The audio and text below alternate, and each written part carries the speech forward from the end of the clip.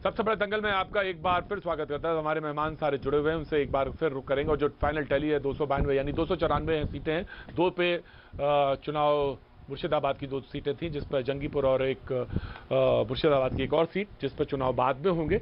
लेकिन 292 में 215 के पास टीएमसी पहुंचते हुए 75, तो लग रहा है कि 80 पहुंचेगी, नहीं पहुंचेगी इस पर भी है। लेकिन इस बीच एक बयान मैं तृणमूल कांग्रेस के प्रवक्ता की तरफ पहले रखना चाहता हूं और फिर मैं बीजेपी के इस पे रिएक्शन और बाकी डिबेट पे खोलूंगा।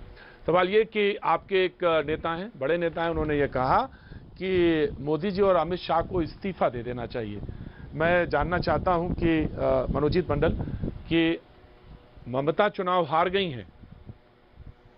नहीं, देखिए ममता चुनाव, सुन लीजिए, पूरी बात सुन लीजिए। ममता चुनाव हार गई है, ममता चुनाव हार गई, फेस चुनाव हार चुका है।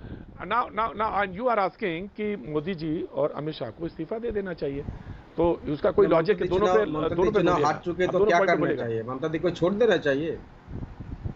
आप क्या कहते हो? नहीं, ये तो आप बताइए ना। देखिए, आप बताइए ना। You please tell me, please tell me. ये तो मैं जानना चाहता हूँ ना, मेरा काम से सवाल पूछना, मैंने पूछा। अभी तो जवाब दे रहा हूं भाई साहब। बंगाल के इतिहास में आज तक ऐसा नहीं हुआ कि सिक्योरिटी फोर्सेस ने लोगों को मार गया वोट के टाइम। ये बंगाल के इतिहास के सबसे बड़े एक शर्म की बात है, इतिहास में नहीं हुआ। और देखिए, सबसे लोग ये इस इलेक्शन में अगर सबसे ज्यादा लोग मारे हैं तो वो सिक्योरिटी गार्ड ने मारा है, 4 को एक साथ। 10 अप्रैल शीतलकुच में हुआ था। उसके बाद भी हम लोग माने कि इनको इस्तीफा देना चाहिए। और वो खुद ने कहा अगर बंगाल की जनता ये चाहती है तो हम इस्तीफा दे देंगे। अमित शाह जी, अभी तो बंगाल की जनता क्या चाहता है आपको पता चल गया ना, तो इसलिए हम कह सकते हैं आप चाहे तो इस्तीफा दे दो।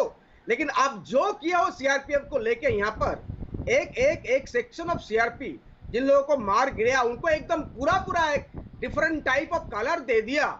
ये बंगाल की जनता आपको माफ नहीं किया है और आगे भी नहीं करेंगे। इस तरह का इलेक्शन बंगाल में नहीं होते।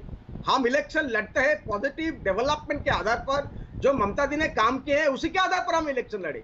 आपको बहुत सारे आपके चुनाव हार गए, आप अगर आएंगे तो डेवलपमेंट होगा, मेट्रो रेल होगा।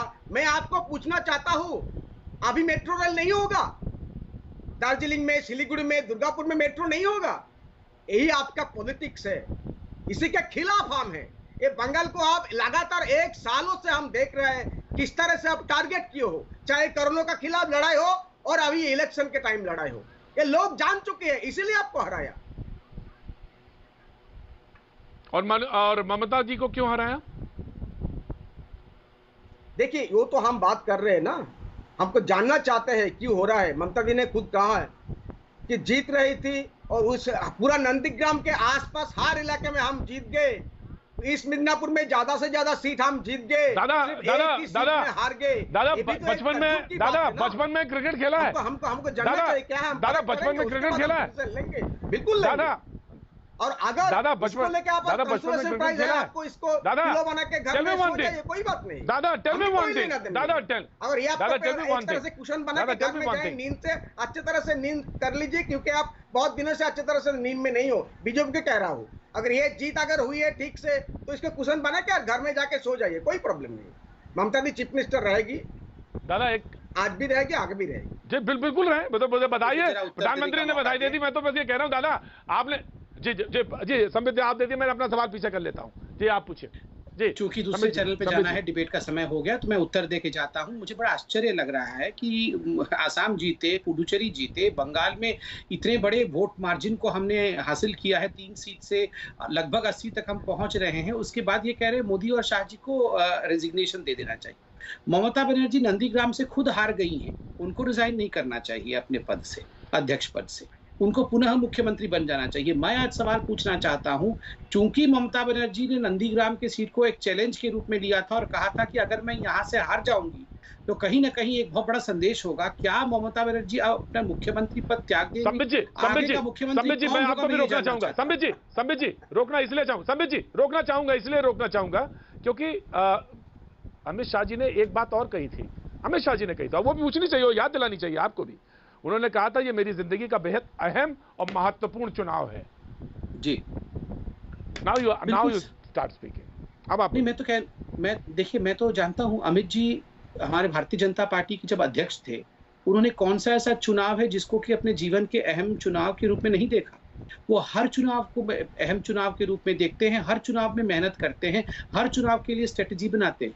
चाहे वो म्युनिसिपल कॉर्पोरेशन का, हैदराबाद म्युनिसिपल कॉर्पोरेशन का चुनाव हो, चाहे वो उत्तर प्रदेश का चुनाव हो, चाहे वो कर्नाटक का चुनाव हो, चाहे वो 2019 के लोकसभा के चुनाव। स्वाभाविक रूप से बंगाल, मिशन बंगाल भी उनके लिए बहुत महत्वपूर्ण चुनाव था। और तभी मैं कहूंगा, ग्राउंड में हमारे पास बहुत बड़ा कार्यकर्ता का काफिला ना होते हुए, हमारी संगठन वहां पीछे होते हुए, इस सबके बावजूद भी किस प्रकार से मेहनत के माध्यम से हम इतने बड़े छलांग को लगा सकते हैं, 3 सीट से यहाँ तक आ सकते हैं, ये कोई छोटी मोटी चीज नहीं है। आप सोचिए, हर तरह से हमें रोकने का प्रयास हुआ, हिंसा के माध्यम से। और अभी भी मैं अपील करूंगा, चुनाव के नतीजे घोषणा होने के पश्चात जिस प्रकार से हमारे कार्यकर्ताओं के घरों पर हमला हो रहा है, जिस प्रकार से कार्यकर्ताओं के दुकानों को लूटा जा रहा है, जिस प्रकार से हमारे ऑफिसेज, हमारे दफ्तर जो हैं, ये नहीं होना चाहिए। आग ये लगाई सरकार की आपकी प्राथमिकता होनी चाहिए। क्या ये उचित है? ये आपकी सरकार की प्राथमिकता होनी चाहिए। आरामबाग को आग लगा दिया गया, हावड़ा में हमारे दफ्तर बिल्कुल ये प्राथमिकता